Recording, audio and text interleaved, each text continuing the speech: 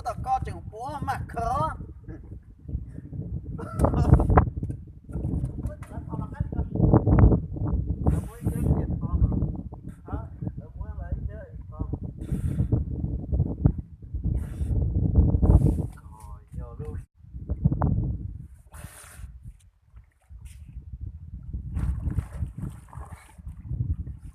rồi ní để to là hôn hả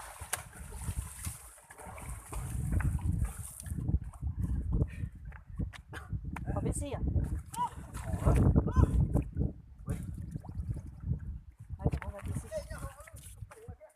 cái trái đây cho nó nữa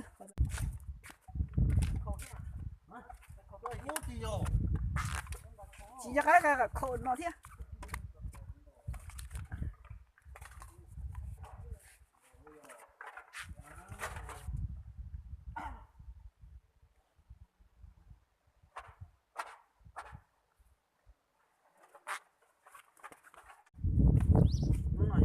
lúc nào vô thế nào có hay là có hợp thiện nữa có chị nó này một đèo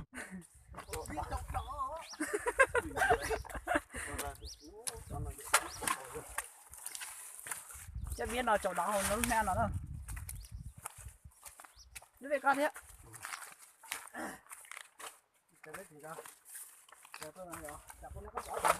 còn hai rồi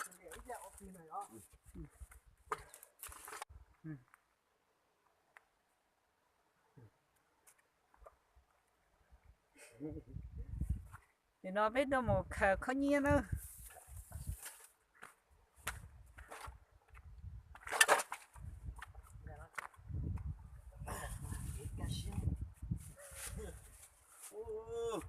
nó trộn bao rồi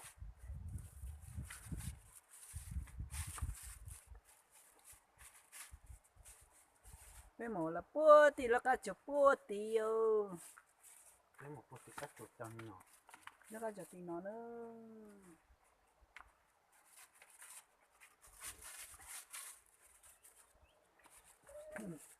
yêu chúng á phải gì lành mong nó đúng không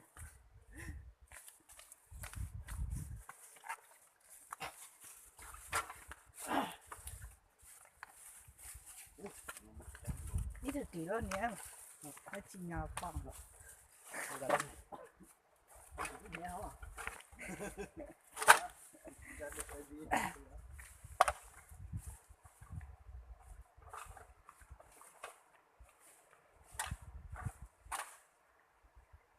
ở từ nó mà khởi cái thiên nhiên nữa chỉ mua như xía chỉ mà khởi thiên nhiên xưa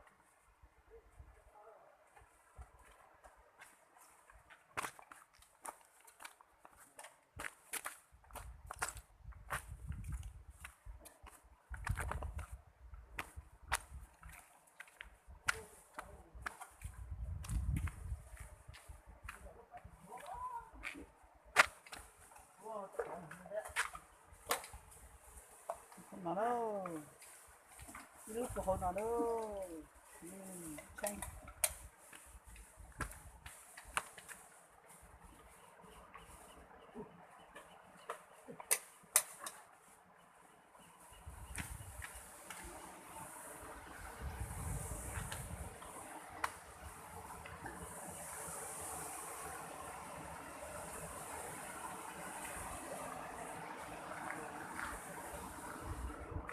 mà ta nó có dùng cơ kia nhưng mà thế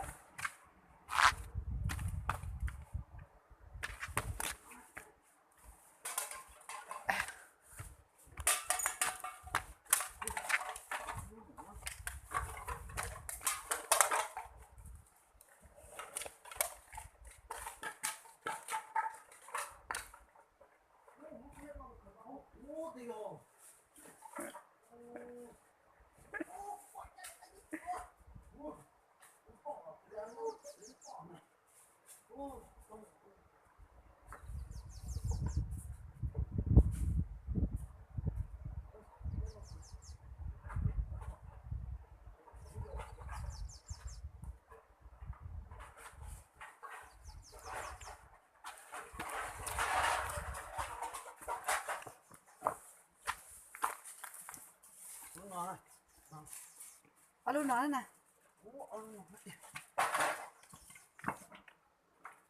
โอ้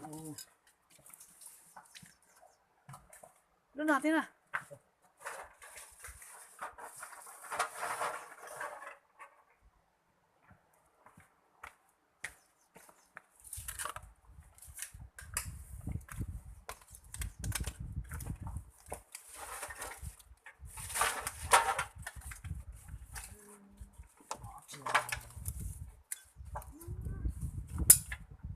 เอาลูกนี้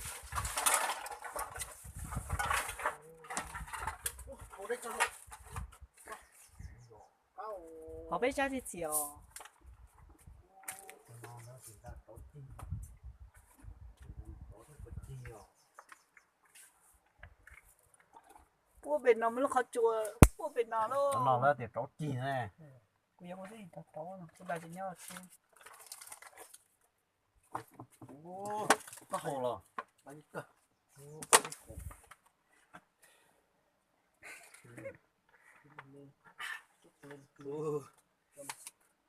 กูเลิกเลยจริง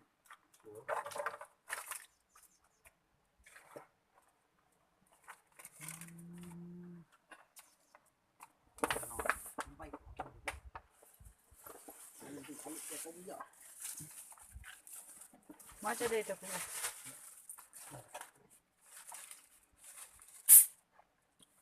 จะเรียกตัวนี้จะเรียกเลย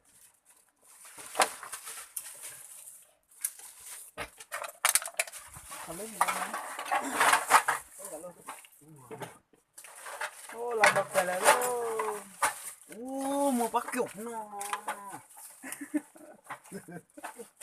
ย่อโอ้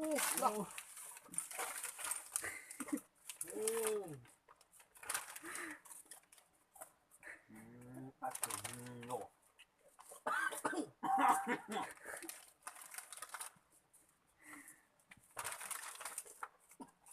阿伦那是真心，阿伦那是真心真的。我呢？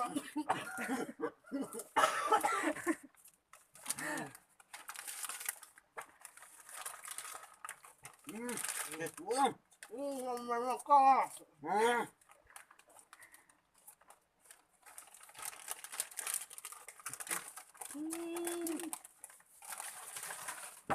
你看了那里，这家。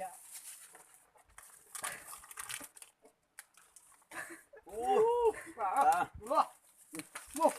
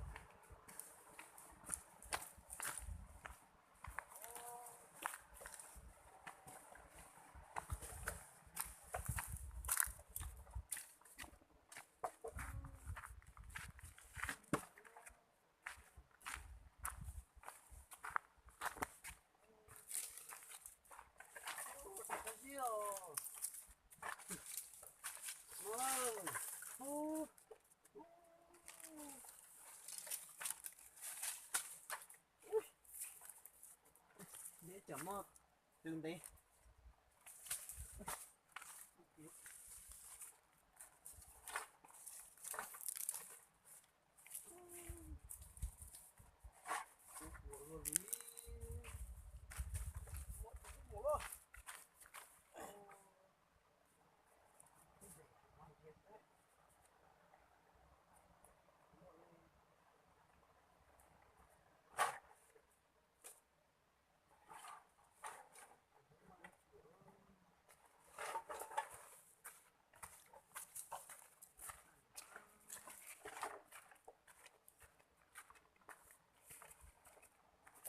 mơ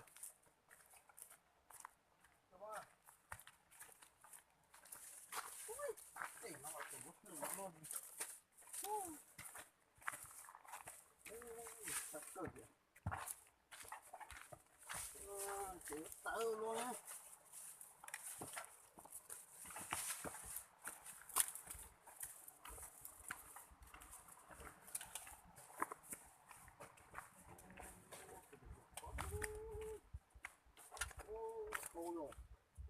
Chỉ có chiếc khẩu sò. Chỉ sắp hồ. Hổ con thả lấy rồi. Ya chỉ quá. Đâu xe đâu sư.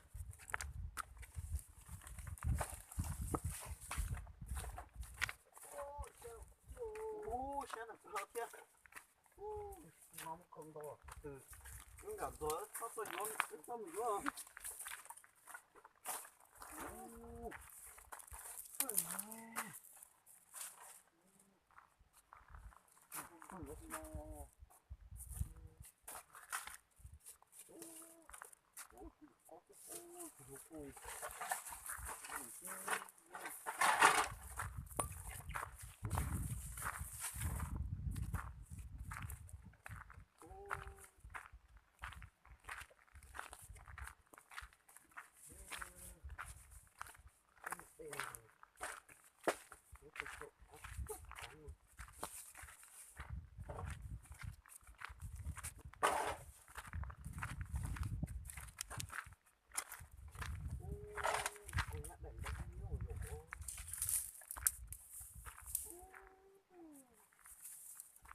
Mà đặt cứ có một chút xanh luôn.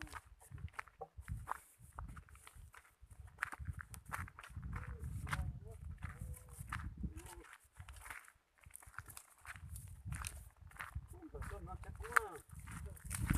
Ôi.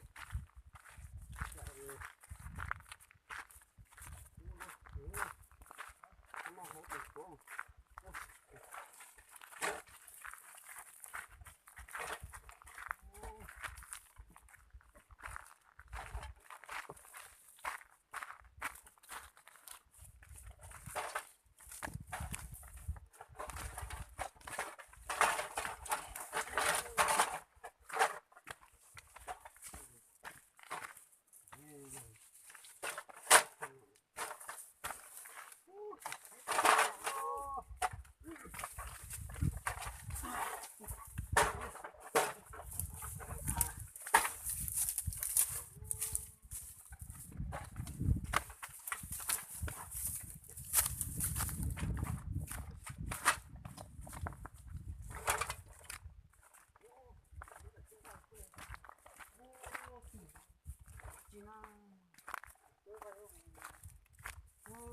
Nó có chín cao có chưa không cánh ngon nào nào nhiều cái tưởng bánh chí đâu cơ con nó muốn đâu cơ thật tốt là con nó vô kia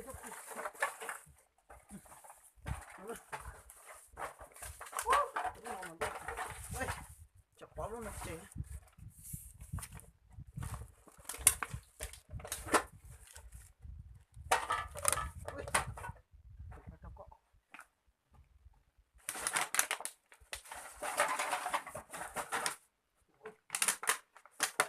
đó chụp phút đây đó nó phút này nhớ chờ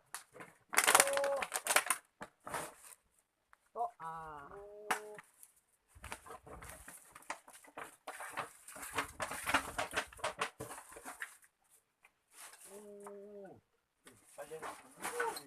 ô nó là lúc cũ chứ Ôi cái bà, ôi hốt khổ lắm. ô chạy quá ô chắc chỉ cũng muốn nhóc mà hồ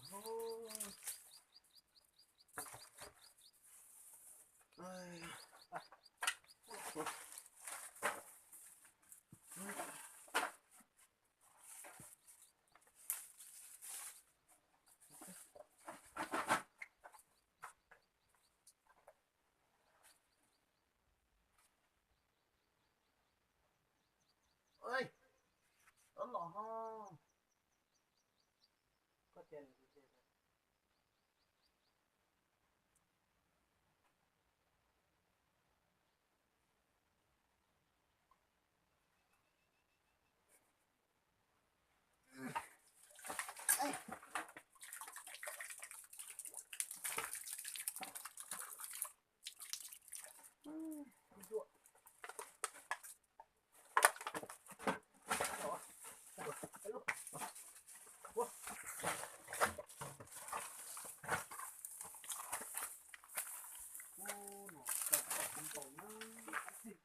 Bữa tí nè. Bữa tí nè.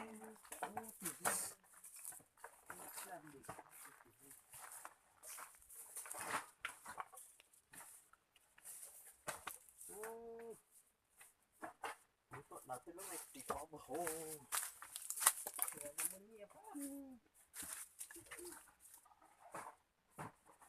ngon được con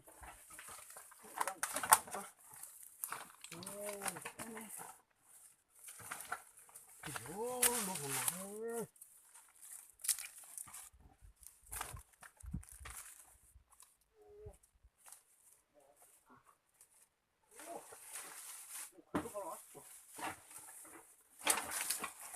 ô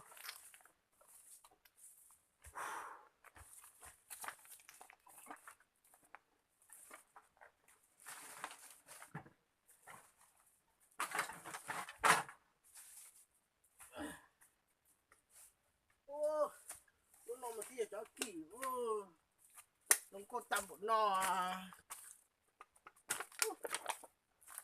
nó dùng một cái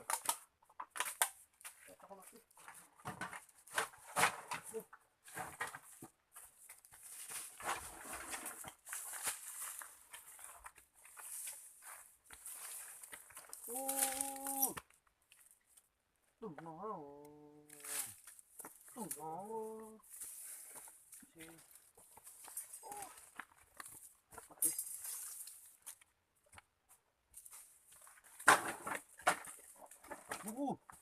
trên không mà thấy rồi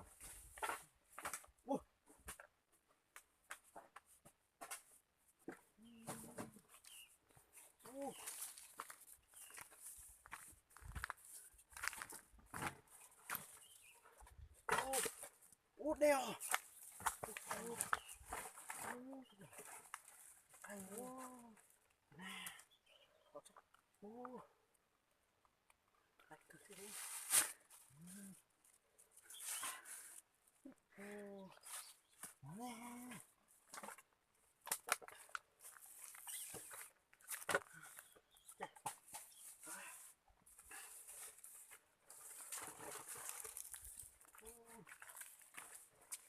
ngon luôn đấy. Đây là cái hộp. Ô bầu hôm nào mà xếp cơ liu. Ở đây sao rồi? Bầu. Cái thoát cái chỉ thoát cái đeo. Sao Phải rồi? nốt đen nó sát tâm của nó. Đây cho, là lấy một. Đi mà. Đây cho.